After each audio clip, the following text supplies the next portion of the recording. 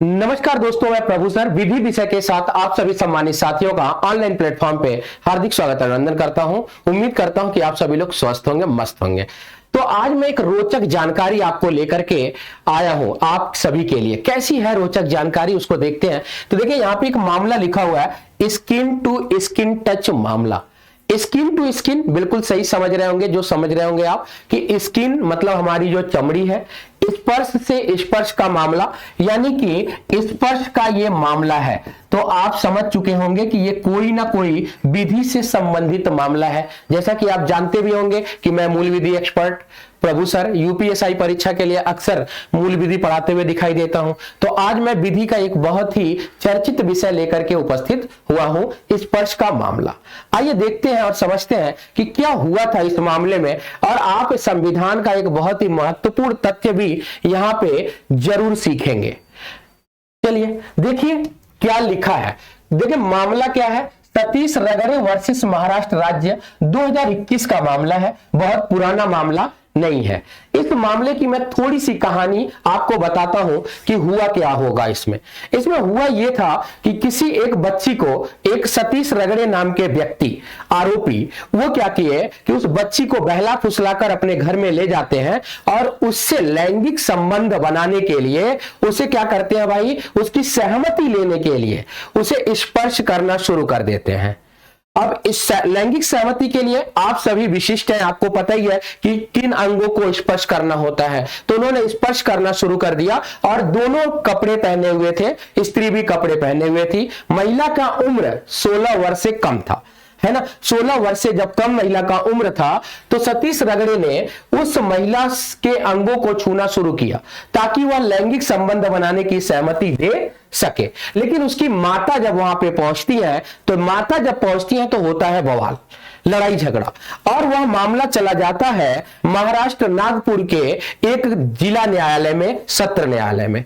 जब सत्र न्यायालय में मामला जाता है तो आरोपी को न्यायाधीश सजा सुनाते हैं, कहते हैं कि इसे 3 साल के कठोर कारावास और 500 रुपए के जुर्माना से दंडित किया जाता है।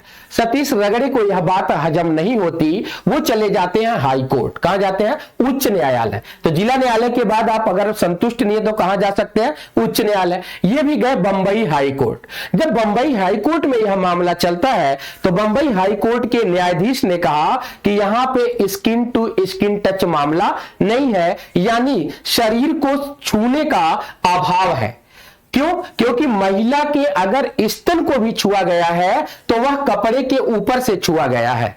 ऐसा हवाला देते हुए उच्च न्यायालय ने कहा कि यहां पे केवल स्त्री लज्जा भंग है, यह सजा 1 साल की होगी। 1 साल के कठोर कारावास से उच्च न्यायालय उस सतीश रगड़े व्यक्ति को दंडित कर देते हैं। लेकिन इस मामले में सुप्रीम कोर्ट अपना दखल देते हैं। जब सुप्रीम कोर्ट महोदय की एंट्री होती है तो सुप्रीम कोर्ट महोदय पॉक्सो, आप जानते होंगे पॉक्सो 2012 में आया एक कानून है, उस कानून में बच्चों में लैंगिक सहमति जागृत करने की बात को लेकर के कानून बनाया गया कि अगर 16 वर्ष से कम उम्र के बच्चों में कोई लैंगिक सहमति की धारणा जागृत करता है या उसे उकसाता है तो उसे दंडित किया जाएगा। तो यह मामला पॉक्सो एक्ट के धारा 7 में आता है कि किसी को कोई उसके अंगों को, गुदा को, योनि को छू करके यह कोई उग्रता का काम ना करे कि वह अपनी लैंगिक सहमति के लिए क्या हो जाए, बेकाबू हो जाए, है ना। तो यहां पे उच्चतम न्यायालय महोदय ने क्या कहा? उच्चतम न्यायालय महोदय ने कहा कि भैया यहां पे आप स्पर्श के मामले को लेकर के, छूने को मामले को लेकर के इस विधि को सीमित ना करें, संकीर्ण ना करें।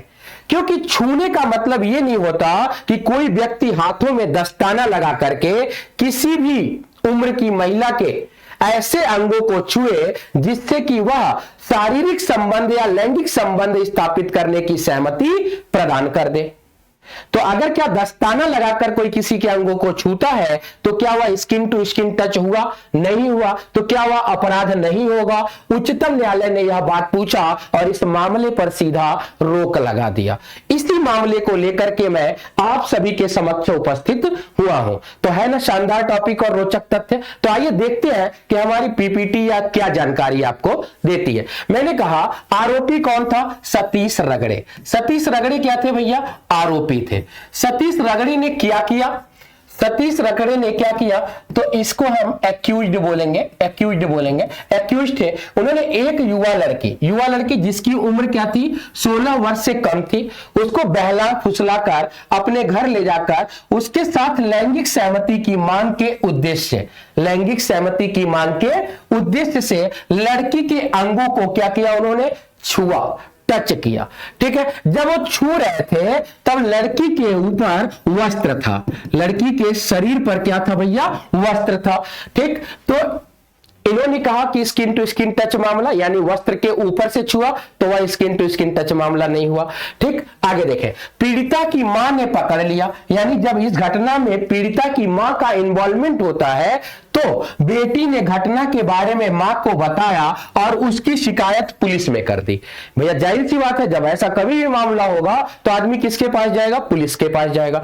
अब देखिए, ये बच्चों में लैंगिक अपराध को नियंत्रित करने के लिए लाया गया कानून पॉक्सो एक्ट, यह 2012 में आया था निर्भया हत्याकांड के बाद, है ना। तो एक्ट के तहत आरोपी को 3 साल के कठोर कारावास और जुर्माने से दंडित किया गया। किसको? आरोपी कौन है? सतीश रगड़े, इसको दंडित कर दिया गया। इसके बाद अपराधी ने बंबई हाई कोर्ट में, अब भाई जब दंडित हो गया तो उसे हम क्या कहेंगे? अपराधी कहेंगे। अपराधी ने बंबई हाई कोर्ट में क्या कर दिया? अपील कर दिया। अपीलकर्ता ने सीधे संपर्क का अभाव बताया, यानी स्किन टू स्किन टच मामला का अभाव बताया। उसने कहा सीधा कोई संपर्क नहीं है, यानी कि जो पीड़िता थी, जो विक्टिम थी, उसके हमने शरीर के ऊपर से वस्त्र उतारा नहीं था, वस्त्र के ऊपर से ही उसे हमने छुआ, अभाव बताया। पीड़िता ने यौन इरादे से किया गया हमला बताया। पीड़िता ने क्या बताया? कि इसका इरादा नेक नहीं था, यह मुझ पर हमला किया था और यह मेरे अंगों को इसलिए छू रहा था ताकि मैं लैंगिक संबंध बनाने की सहमति दे सकूं। ठीक, आगे देखते हैं कि क्या होता है। तो निर्णय क्या आता है? तो पॉक्सो एक्ट की धारा 7 के तहत जब कोई मानव यौन इरादे से बच्चे के योनि, लिंग, गुदा या स्तन को छूता है या संपर्क करता है तो यौन हमला कहलाता है। यौन हमले के बारे में पॉक्सो की धारा कौन सी है? 7 है। अब देखें यहां पे क्या कहा गया? कोई मानव, क्या कहा गया? कोई मानव। मानव में 2 लोग आते हैं बेटा, एक स्त्री और एक पुरुष आते हैं। ठीक है भैया, स्त्री और पुरुष दोनों आ सकते हैं, यानी कि यह काम महिला भी कर सकती है और पुरुष भी, केवल पुरुष ही यहां पे अपराधी नहीं माना जाता है। आगे देखें, बॉम्बे हाई कोर्ट ने माना कि मां और पीड़िता की गवाही सुसंगत और विश्वसनीय थी, सुसंगत और विश्वसनीय थी, लेकिन यह अपराध धारा 354 यानी आईपीसी की धारा 354 की बात कर रहा है, स्त्री लज्जा भंग। यह धारा स्त्री लज्जा भंग के 354 के अंतर्गत आएगा, पॉक्सो की श्रेणी में नहीं आएगा, क्योंकि पॉक्सो में जो दंड है ना वो बड़ा खतरनाक है, बहुत ही कठोर हो जाता है। तो उसने पॉक्सो से उसे बाहर निकाला, यानी आरोपी को यहां पे नॉर्मल दंड से दंडित करने का उन्होंने क्या कर दी? सिफारिश करते हुए नजर आए। आरोपी को शारीरिक संपर्क का अभाव और स्त्री लज्जा भंग की धारा 354 और धारा 342 के तहत 1 वर्ष के कठोर कारावास और 500 रुपए के जुर्माना से क्या कर दिया? दंडित किया। किसने किया ये काम? ये काम किया बंबई हाई कोर्ट ने, क्योंकि आपको पता है कि आपराधिक जिला न्यायालय यानी सत्र जिला न्यायालय ने उसे 3 साल के कठोर कारावास से दंडित किया था। यहां पे सजा हो गई कम, 1 साल के कठोर कारावास से दंडित किया गया। अब धारा 342 जो आईपीसी का है, यह किसका दंड सुनाता है भैया? तो सदोष परिरोध का दंड सुनाता है, यानी किसी भी व्यक्ति को एक ऐसे कमरे में बंद कर दिया जाए जिससे कि वह चारों दिशाओं में किसी भी दिशा में जा ना सके, किसी भी दिशा में जा ना सके। सदोष परिरोध, परि का मतलब आप जानते ही होंगे, परि का मतलब ही होता है चारों तरफ। परि का मतलब क्या होता है? चारों तरफ होता है। अवरोध का मतलब क्या होता है बेटा? तो अवरोध का मतलब होता है रुकावट। अवरोध का मतलब रोक लगाना, रुकावट, है ना, रोक लगाना यानी रुकावट होता है। ठीक है, तो अब देखें यहां पे हो गया दंड कम, कितनी की सजा? 1 साल की। लेकिन होता क्या है, उच्चतम न्यायालय इसमें अपना हस्तक्षेप देता है, जिसमें 3 न्यायाधीश होते हैं। और मैंने आपको पहले भी बता रखा है कि जब विधिक मामले में हस्तक्षेप करना हो तो न्यायाधीशों की न्यूनतम संख्या उच्चतम न्यायालय में कितनी हो जाती है? 3 हो जाती है। और जब संवैधानिक मामले में हस्तक्षेप करना हो तो न्यायाधीशों की न्यूनतम संख्या 5। यहां पे विधिक मामले में हस्तक्षेप करना पड़ा किसे? उच्चतम न्यायालय को। माननीय उच्चतम न्यायालय ने बॉम्बे हाई कोर्ट के निर्णय को क्या कर दिया बेटा? कैंसिल कर दिया, रद्द कर दिया। यह माना गया कि यौन हमला ही यौन इरादा है, यौन हमला ही यौन इरादा है। यह किसने माना? उच्चतम न्यायालय ने कहा कि किसी महिला पर यदि शारीरिक संबंध बनाने की सहमति को लेकर के कोई हमला किया गया है तो उसे हम यौन इरादा ही मानेंगे, क्योंकि हमारे यहां विधि क्या कहती है? मात्र मानव ही अपराधी नहीं होता, उसका मन भी अपराधी होना चाहिए। क्लियर? आगे देखें, जहां पे त्वचा से त्वचा के, जहां पर त्वचा से त्वचा के संपर्क का कोई आवश्यकता नहीं है, यह पॉक्सो की श्रेणी में आएगा। ठीक ना? उच्चतम न्यायालय ने क्या कहा कि यह पॉक्सो की श्रेणी में आएगा। सुप्रीम कोर्ट के अनुसार स्किन टू स्किन टच की व्याख्या न्याय विरुद्ध और विवेकहीन है। इन्होंने बंबई उच्च न्यायालय को फटकार लगाई, कही कि आपके द्वारा की गई व्याख्या स्किन टू स्किन टच का व्याख्या वह बिल्कुल विवेकहीन है। अगर यह स्वीकार हो गया तो लोग ग्लव्स यानी दस्ताना या अन्य साधन का प्रयोग करके यौन अपराध की आजादी मिल जाएगी उन्हें। ठीक ना? ग्लव्स या दस्ताना पहन करके लोग क्या करने लगेंगे भाई? आपराधिक कृत्य करने लगेंगे।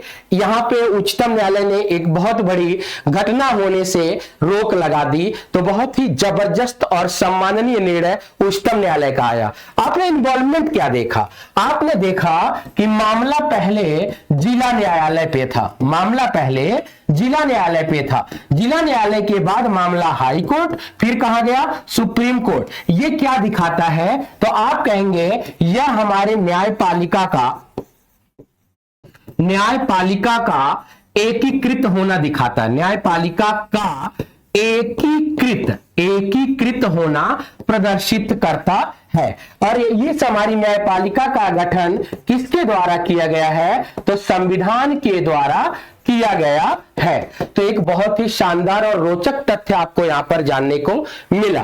देखिए, अगर स्किन टू स्किन टच मामला संकीर्ण हो जाता तो लोग दस्ताने पहन करके और अन्य साधनों का प्रयोग करके बलात्कार जैसी घटनाओं को भी अपराध दे देते और बता देते कि इसको स्किन टू स्किन टच मामले का अभाव है कि नहीं? हमारी बहन बेटियां जब बसों में या भीड़ भाड़ वाले स्थान पे यात्रा कर रही होती तो लोग उनके संवेदनशील अंगों को टच करते और कहते कि स्किन टू स्किन टच मामले का अभाव है, यानी महिला कोई प्रतिरोध ना कर पाती है ना। तो ये मामला थोड़ा सा रोचक रहा होगा। उम्मीद करता हूं कि ऐसे ही रोचक मामलों की जानकारी के लिए प्रभु सर और केजीएस टीम के साथ आप बने रहेंगे, जुड़े रहेंगे।